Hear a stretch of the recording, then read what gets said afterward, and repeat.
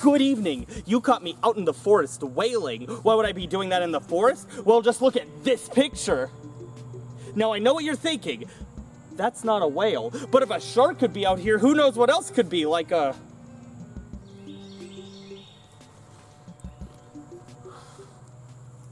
I'm in troubled waters. We've all got that one dream game we want to come out. A new Little Big Planet, another F-Zero, a new Little Big Planet, Crash Bandicoot 5, a new Little Big Planet, a new Little Big Planet, please.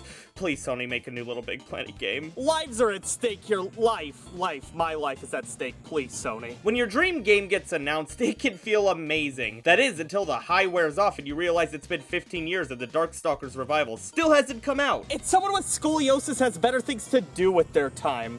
Like die of old age. Don't worry, this is just in preparation. Sometimes it just feels like these games will never release, to the point that it becomes the thing to request, regardless of if you actually really care about the series or not. Oh, you're a Nintendo fan and you want a new F-Zero? I bet you're also really wanting a translation of Mother 3. Get a fucking personality. I've dubbed projects of this nature gaming's white whales. Projects where the allure of their existence is more interesting than the potential game that will probably actually come out. Now, I will say, this is different from flat-out development hell, although the overlap is broad. These are the games that fans have been thirsting over for decades, solely due to the demand for a hypothetical game. And while this is often spurred on by it being in the works at some point, or a developer offhandedly mentioning the idea of the game, this isn't always the case. A Mario Galaxy 3 has always been a talking point ever since the original duology was released, despite Nintendo never saying anything outside of the same answer they give anytime they don't want their stock prices to drop. Yeah, that'd be cool. That's the same answer your parents would give when they would ignore you. Mom, I want to go to Disney World. Yeah, that'd be cool. Mom, a kid at school said he wants to beat me up. Yeah, that'd be cool. Mom,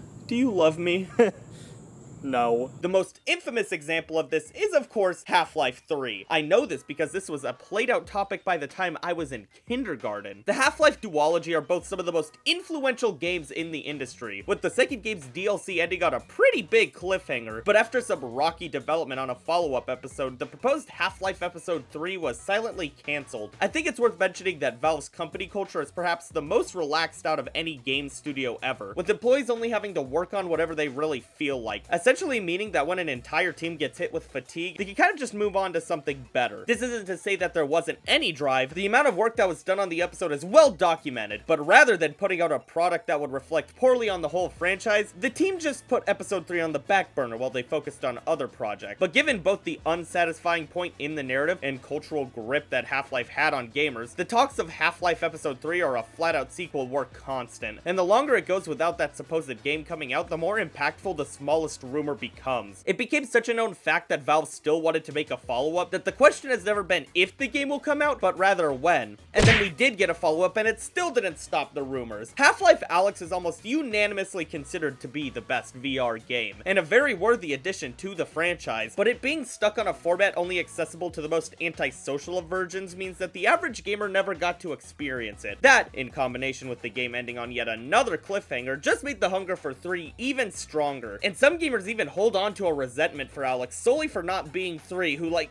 come on. That's like getting mad at Aperture Desk Job for not being Portal 3. It's clear that both of these were made to utilize Valve's new hardware and give people a reason to pick them up, but that's also kind of the problem with Alyx. Since it was in such an inaccessible and expensive form, many passed on the game and just held out hope for Half-Life 3, especially since Alyx's release signaled that Valve was still working on the series. I genuinely believe that if Alyx was titled Half-Life 3, the hype alone might have kept VR gaming from being essentially dead in the modern day. That's how much influence it would have had. At every Game Awards or Summer Games Fest, it doesn't matter if it makes sense or not, people are dead convinced we're getting Half-Life 3's big reveal. Hell, the host even plays into it at this point, only to turn around and give us the iconic, "Yeah, that'd be cool." Baiting Half-Life 3, then turning around and making me watch 4 trailers for a Final Fantasy game back to back should be enough to get you castrated on stage. Wait. Bad game reveals. You didn't tell me we were talking about Nintendo. While Half-Life 3 is the biggest and probably the most relevant in the modern day, we've fallen for this trap before, like with the harrowing tale of Metroid Prime 4. I'm gonna tell this story to my kids as a campfire story. Another Metroid Prime game has always been a 1 after the original trilogy's rave reviews, and especially after the series following entries had a bit more of a mixed perception. We got a few sniffs at the franchise since the third game's release, but people didn't get their expectations up for a 4th entry, until Nintendo revealed such a thing at E3 2017, with the game releasing just a mere 9 years later. Between that time, people's expectations grew, and the game became so widely anticipated, and the longer the game went without anyone talking about it at Nintendo, the more palpable fans' anticipation became. Come 2026 with the game's launch,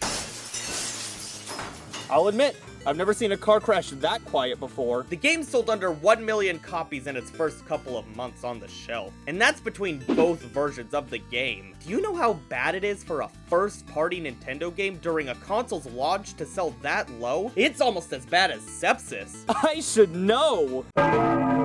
Oh, come on, that isn't even mine! Now, this is more than a problem with the game just being sought after in its development hell. The Metroid series is by no means a stranger to either. The problem had more to do with how Nintendo internally handled the project. While initially the game was being developed by Bandai Namco, the game essentially restarted development halfway through under the series' original developer, Retro Studios. However, while the actual game itself started over, Retro was still going to salvage as much of the original concepts and gameplay mechanics as they could, in addition to Nintendo wanting to bring the game closer in line with their other successful games. In the end, we got a game that was really unfocused, and despite having a lot of really neat ideas, people either didn't care or were actively upset. And that's kind of where the problems arise. When there's so much writing on a game's mere existence, literally any portion of the game being less than perfect will let people down. Think about Kingdom Hearts 3, a game that almost had as much hype as Half-Life 3 back in the day. Sure, the energy upon finding out the game existed was monumental, but after the game's release, it's barely talked about outside of this singular cutscene. And now look where we're at, yearning for a Kingdom Hearts 4. I'm not saying the game is even good or bad, but it just being another standard release in the series both ruined the hype, but also slightly let the series' reputation falter. The game's contents are not important here, but the fact that the game could never live up to the hype, no matter how perfect it could be, that's where the problem really is. Hey, look at Pikmin 4, another Nintendo game announced way too early. It's by no means a perfect game, but the people who have been following it since its announcement, either the game bounced off them, or they were immensely disappointed because the game wasn't the perfect piece that they imagined in their brain. The people who dig for every little piece of information on these games end up being the most disappointed in the end, since they care about the game the most. They are the ones who have been there since the rumors started, but nowadays, this phenomenon is becoming even more rare than ever. With every single company announcing their games when the only thing complete is the logo, and then going into development hibernation for 8 years, this electric hype behind what a company is working on is mostly dead. Think about Elder Scrolls 6, a game announced over 7 years ago in one of the biggest game series of all time at a massive game show, and the energy surrounding it is not excitement, but rather confusion on why they even announced it. Hell, Bethesda is practically begging for you to not get excited for it. At this point, game announcements are just for investors, not gamers, practically existing to prove that the monoliths of staff hired at these AAA studios aren't working on nothing. What's the last game that really had you yearning for its release? GTA 6? Oddity? All games that have been announced or rumored almost a decade ago. Sure, there might be some regular excitement in there, but a true hankering like the olden days is far from normal anymore. I don't find myself getting excited for these massive releases anymore, because getting my hopes up for a release doesn't mean anything anymore. How many studios announce that one game that you want and then go under? Or the game does come out after 12 years and it stinks! There's also the other thing. Now I'm gonna sit you down when I say this.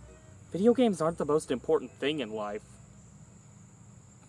Yeah, right. A video game's release is low on the list of things that matter in life. I think people sometimes expect video games to be more than what they are, to be life-changing experiences that will never be replicated. And don't get me wrong, I've shed tears to video games more than I have my grandmother's death. I'm easily affected by video games, but a game isn't going to change the physical world around you. It might inspire you to make that change, but the Binding of Isaac won't save your marriage. But it will ruin it. I honestly hope Half-Life 3 never releases, because no matter how good it is, the legacy that its non-existence has created is a far more interesting conversation than the game's actual existence. The amount of conversation and jokes that surround the concept of the game are numerous and genuinely fascinating, and the game's release will kill all of that. Prime's existence before its release is far more interesting than after, because the before was a discussion of the game industry, Nintendo, and the series' legacy. The conversation after the game's release is the same thing I asked myself after eating an entire bag of donuts alone. Was it really worth it? Sometimes the experience surrounding a game is far more interesting than the game itself. And that's still fine. A moment or experience is still just as interesting or impactful as a piece of art. Community isn't a substitute for it, but it's still valuable and something worth remembering. Would you rather the Dream Game release as the best game of all time and everybody just unanimously agrees with that? Or have years of fun with just speculating with the community and letting your imagination run wild? That being said, my whaling was a success actually. They even wrote a story about it in the news. Well, that's just downright mean.